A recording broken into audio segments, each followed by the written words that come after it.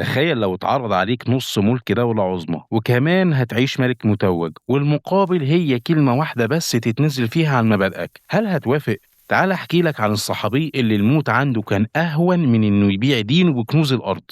ملك الروم اسر الصحابي عبد الله بن حذافة وجرب يغريه بالمال والسلطة عشان يرتد، بس سيدنا عبد الله بن حذافة كان صامت زي الجبل. الملك لجأ لحيلة تانية وهي الرعب، جاب حلة مليانة زيت مغلي ورمى فيها أسير مسلم قدام عين سيدنا عبد الله بن حذافة. المشهد كان مرعب بكل المقاييس. لما جه الدور على سيدنا عبد الله بن حذافة فسيدنا عبد الله بن حذافة بكى. الملك ضحك وقال بشماتة: ايه خفت؟ ارجع عن دينك وانا هعفو عنك. لكن سيدنا عبد الله بن حذافة صدمه برد تاريخي، قال له: انا مش ببكي خوف، انا زعلان ان عندي نفس واحدة بس هتموت دلوقتي، كنت اتمنى يكون عندي 100 نفس تترمي كلها في الزيت ده واحدة ورا التانية في سبيل الله. الملك جاله ذهول من العظمة دي وحس انه قزم قدام سيدنا عبد الله بن حذافة. فالملك اقترح على سيدنا عبد الله بن حذافة، قال له: طب بوس راسي وانا هخرجك. سيدنا عبد الله بن حذافة بذكاء المؤمن قال له بشرط واحد: تخرج معايا كل اسرى المسلمين. وبالفعل ببوسة واحدة على راس الملك، مش ذل لكن حكمة، سيدنا عبد الله بن حذافة حرر جيش كامل. الدرس النهارده ليا وليك يا بطل